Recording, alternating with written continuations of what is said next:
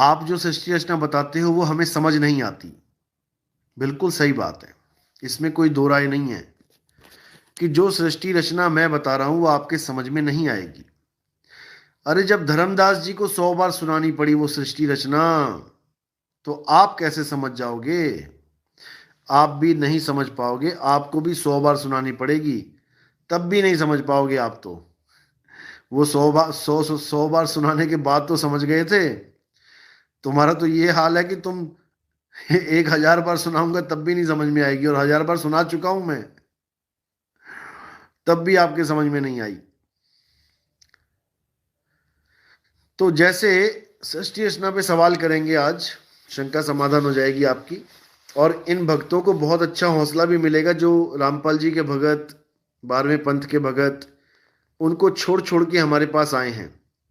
आज उन्हें बहुत से ऐसे सवाल मिलेंगे, अगर ये सवाल उन लोगों से पूछ लें, अपने गुरुओं की संगत से या जो भी कोऑर्डिनेटर्स हैं उनसे पूछ लें, तो वो आपको जवाब नहीं दे पाएंगे, उनके हाथ खड़े हो जाएंगे। तो पहला सबसे बड़ा कारण क्या है उनकी सृष्टि रचना गलत होने का, कि उन्होंने कहा कि परमात्मा ने काल को पैदा किया है, जो बिल्कुल गलत है। परमात्मा से कभी ऐसी भूल हो ही नहीं सकती कि वो किसी काल रूपी दुष्ट प्राणी को पैदा कर दे जो उसी के बच्चों के लिए घातक सिद्ध हो जाए। ऐसा कभी हो ही नहीं सकता, ये तो गलती है, त्रुटि है, भूल है, और परमात्मा कभी कोई भूल नहीं करता। जैसे वैज्ञानिक होते हैं, एक ऐसा रोबोट बना दिए जो वैज्ञानिकों के लिए ही खतरा बन जाए, जनता के लिए ही खतरा बन जाए, तो ये भूल इंसान से हो सकती है, ये परमात्मा से नहीं हो सकती। कि कोई कहे कि परमात्मा ने काल भगवान पैदा कर दिया और काल भगवान जीवों को खा रहा है, वो भी परमात्मा ने ही श्राप दे दिया 1 लाख जीवों को खाने का। काल भगवान अपनी मर्जी से नहीं खा रहा है, 1 लाख जीवों को खाने का श्राप दे दिया परमात्मा ने। बताओ, श्राप दिया या उसकी मौजें लगा दी पेट भरने की?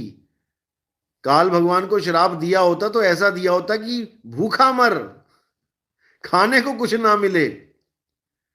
ऐसा श्राप तो समझ में आता है, ऐसा श्राप कैसा है कि 1 लाख जीवों को खाएगा? ये तो वो हो गया मटर चिकन सब खाएगा मजे से, पनीर टिक्का। ये बिल्कुल गलत सृष्टि रचना है। 1 लाख को खाएगा रोज, 1.25 लाख को पैदा करेगा। तो जब केवल 3 गुणों को पैदा किया था तब 1 लाख जीव कहां थे? तब किसको खा रहा था? तब 1.25 लाख कहां पैदा किया उस दिन में? जब श्राप ही मिल गया कि 1 लाख रोज पैदा करेगा, 1.25 लाख और 1 लाख रोज खाएगा, तो रोज का मतलब रोज होता है, एक भी दिन मिस नहीं होना चाहिए, क्योंकि परमात्मा का श्राप है भाई। तो जब पहली बार त्रिदेव आए तो उस वक्त तो 1 लाख थे ही नहीं, तो मारेगा कहां से? और 1.25 लाख पैदा कहां से कर देगा? हैं ही 5 लोग मिलके गिन के इस दुनिया में, या पहले दिन ही 1 लाख जीव पैदा कर दिए? देवी भागवत पढ़ो, उसमें क्या लिखा है कि ब्रह्मा विष्णु महेश जब पैदा हुए तो वो देख रहे हैं कि हमें किसने पैदा किया भाई, हम यहां कहां से आ गए। उसके बाद एक देवी आई और उनको एक रथ पे, एक हवाई विमान जैसे होता है उड़ने वाला रथ, उस पे ले जाके अन्य अन्य लोगों की सैर कराने लगे। तो जब सैर करा रहे थे तब 1 लाख जीव कहां थे? उस दिन तो श्राप ही झूठा पड़ गया। 1 लाख जीव खाना और 1.25 लाख पैदा करने का मतलब समझते हो कि कितनी आबादी होगी तब, जब 1 लाख जीव मरेगा? आज आप हिसाब लगाओ कि कितने लोग मरते हैं दुनिया में। आज ही आप, आज की गिनती में ही ये कहानी झूठी पड़ जाएगी, ये सृष्टि रचना की कहानी झूठी पड़ जाएगी। कोरोना में कितने लाख मरे हैं? आप हिसाब लगा के देख लेना, 800 करोड़ लोग हैं, कितने मरते हैं, हर देश में कितने लोग मर रहे हैं, लग जाएगा पता। 1 लाख खा रहा है कि कितने खा रहा है। दूसरी त्रुटि क्या है, वहां बोला गया कि पहले सब नर रूप में थे, सारी आत्माएं नर थी, कोई औरत थी ही नहीं। जब काल भगवान ने पूछा कि मेरे साथ कौन चलना चाहता है, तो जिसने सबसे पहला हाथ खड़ा कर दिया उसको परमात्मा ने नारी का रूप दे दिया। देखो, यानी वो दुनिया की पहली औरत बनी, उस कहानी के हिसाब से जो 12वें पंथ के गुरु हमें सुनाते हैं। तो ठीक है, उसने तो गलती करी, हाथ उठाया, इसलिए नारी बनी। अरे तुम्हारी मां बहन कैसे नारी बन गई? क्योंकि सारे बीज तो पुरुष रूप में गए उसके गर्भ में, क्योंकि वहां पर नारी कोई थी ही नहीं, सारे जीव पुरुष थे, जिसको हंस कहते तुम लोग, हंसा हंसिनी। हंसिनी तो एक ही बनी, जिसने गलती करी वो पहले हंस था, उसको हंसिनी बना दिया, उसका वही चेंज करवा दिया, सब बॉडी ट्रांसप्लांट करवा दी उसकी, चेंज करवा दिया सिस्टम। तो वो अपनी गलती से अगर बनी है, तो उस कहानी के हिसाब से बाकी औरतें कैसे आ रही हैं इस दुनिया में? क्योंकि सारे पुरुष ही थे एक को छोड़ के। ऐसा तो नहीं है कि आधों को औरत बना दिया, आधों को आदमी। जिसने पहला हाथ उठाया उसको स्त्री का रूप दिया गया, तो ये बाकी कहां से आ गई? और सतलोक में कहते हैं कि स्त्री भी रहती हैं, पुरुष भी रहते हैं। तो जो लोग यहां आ गए, जो लोग यहां पर बैठ गए आके सारे के सारे, तो वहां पर तो स्त्री कोई होनी ही नहीं चाहिए थी, क्योंकि वहां तो पहले भी सारे पुरुष थे। तो वहां हंसा हंसनी कैसे हो गए भाई? जब पहली बार सतयुग में कबीर साहब किसी जीव को लेके गए, तो वहां पे हंसा और हंसनी कैसे हुए? वहां लेडीज कैसे आ गई? तो ये बहुत बड़ा सवाल है, इसका जवाब नहीं मिल पाएगा, जितना मर्जी जोर लगा लेना। तहसील कोऑर्डिनेटर, जिला कोऑर्डिनेटर छोड़ो, स्टेट कोऑर्डिनेटर को भी छोड़ो, नेशनल कोऑर्डिनेटर से पूछ लेना, उसकी आवाज नहीं निकलेगी। तो ये सृष्टि रचना केवल संकेत मात्र सृष्टि रचना है, डुप्लीकेट है ये। फिर कहते हैं अक्षर पुरुष को सतलोक में क्रोध आ गया, आलस आ गया। तो भाई क्रोध और आलस तो गुण है, गुण में भी दुर्गुण है। अभी 3 गुण तो आए नहीं, उससे पहले ही सतलोक में दुर्गुण आ गए। तो ये कैसे आ गए भाई? सतलोक में भी विकार हैं। विकारी सतलोक में हमने जाके करना क्या है? फिर वही क्रोध, फिर वही काम आ जाएगा। कहते हैं वहां पर भी काम क्रीड़ा हुई, इसलिए परमात्मा ने बाहर निकाल दिया। सतलोक में भी काम क्रीड़ा हो रही है, सतलोक में भी विकार उत्पन्न हुए पड़े हैं। तो ये भाई सांकेतिक ज्ञान है ये सारे।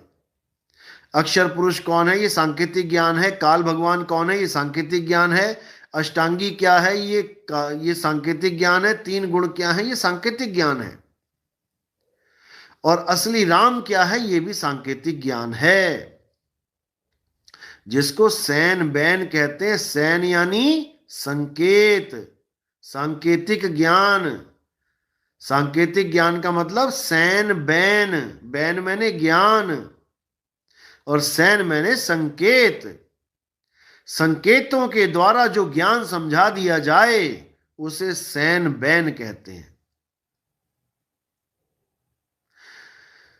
तो साहिब समझा रहे हैं कि ये सब संकेत दिए गए तुम्हें समझाने के लिए सृष्टि रचना को। धर्मदास ये जग बौराना, कोई न जाने पद निर्वाणा। यही कारण मैं कथा पसारा, मैं कथा पसारा, इसी कारण मैंने कथा पसारी है। इन सब से कहिए एक राम न्यारा। वो राम सबसे न्यारा है, इस कथा को हमने सांकेतिक रूप में समझ लेना है। ये जो सृष्टि रचना की कथा है, ये सांकेतिक ज्ञान है, इसको समझ लो और फिर मूल ज्ञान में आ जाओ। बस तब हर चीज क्लियर होती चली जाएगी। लेकिन दुख के साथ कहना पड़ता है कि ये लोग कबीर कबीर तो करना सीख गए, हु इज कबीर तो सीख गए, लेकिन व्हाट इज कबीर ये नहीं जान पाए। दुख इसी बात का। साहिब कह रहे कबीर कबीर क्या करे, खोज आपन शरीर और 10 इंद्रियां बस में कर, तू आपे आप कबीर। तुम ही कबीर हो, तुम ही आत्मदेव हो, लेकिन तुम अपने आप को जीव अवस्था में पहुंचा के बंधन में पड़े हो। तुम दृष्टा अवस्था में आके बंधन में पड़ गए हो। दृष्टा हो जाना बंधन है, क्योंकि दृश्य दिखेगा तभी तो दृष्टा होगा। बंधन है। जितने भी गुरु दृष्टा दृष्टा कर रहे हैं, ये सब बंधन में डाल रहे हैं लोगों को, लेकिन ये जीव को समझ में नहीं आ रहा है, इसीलिए उलझा पड़ा है। जिस दिन इसको समझ में आ गया, उसके बाद इसे बांधने वाला कोई नहीं है। तो उड़ जा हंस अकेला। तो इनकी सृष्टि रचना में बहुत से पोल हैं, बहुत से पोल हैं, सोच भी नहीं सकते आप, ऐसे ऐसे पोल हैं।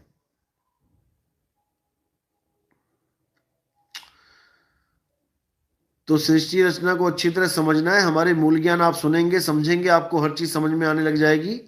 सृष्टि रचना को सैन बैन के द्वारा समझा जाता है। तो हमारे सत्संग 1 नंबर से स्टार्ट करने हैं। आपने जो नए भाई हैं, अभी नए नए जुड़े हैं, अभी नहीं उनको समझ में आ रही बात, आप बिल्कुल हार मत मानना। ये ज्ञान बहुत अटपटा है। कबीर ज्ञान अटपटा झटपट लखा ना जाए, और जो इसको झटपट लखे तो सब खटपट मिट जाए। इसलिए हार नहीं माननी है, सुनते जाओ सुनते जाओ। परमात्मा की कृपा कब हो जाए पता भी नहीं लगेगा, कब आपको मेरी एक एक बात समझ में आने लग जाएगी। बहुत से भाई ऐसे फोन करते हैं कि हम आपका सत्संग 4 साल से सुन रहे हैं, अब जाकर आपकी बात हमारे पल्ले पड़ रही है कि आप कहना क्या चाहते हो। 4 साल के बाद भाई लोग बता रहे हैं अब समझ में आ रहा है आप कहना क्या चाह रहे हो। आज तक तो समझ में ही नहीं आता था कि आप कह क्या रहे हो, बस देखते रहते थे कि क्या बोल रहे हैं, ये क्या कहना चाह रहे हैं, इतना चीख रहे हैं, कुछ तो है जो हमें समझ में नहीं आ रहा। लेकिन जब मालिक ने दया करी तो आज एक एक बात समझ में आ रही है। बहुत खुशी होती है, बहुत खुशी। जब मेरे परमात्मा का एक भी जीव हंस जागता है तो दिल बाग बाग हो जाता है, गार्डन गार्डन हो जाता है, क्योंकि अब उसको मुक्ति मिलेगी। जिस कारण उसने इंसानी चोला लिया, अब उसे वो चीज मिलेगी, और जब उसको वो चीज मिलेगी तब वो निहाल हो जाएगा। और उसकी खुशी का अंदाजा लगा के मुझे इतनी खुशी होती है कि मैं क्या बताऊं। तो बहुत जरूरी है जीवों का जागना, बहुत जरूरी है। उलझाने वाले लाखों बैठे हैं, लाखों। हमारे YouTube चैनल के अलावा आपको जितने भी चैनल ज्ञान वाले दिख रहे हैं, आप यकीन नहीं करोगे, सबके सब या जीव ज्ञानी है, या ब्रह्म ज्ञानी है, या तत्व ज्ञानी है, या दृष्टा ज्ञानी है। इन्हीं 4 कैटेगरीज में उलझा उलझा के मार रहे हैं सबको ये।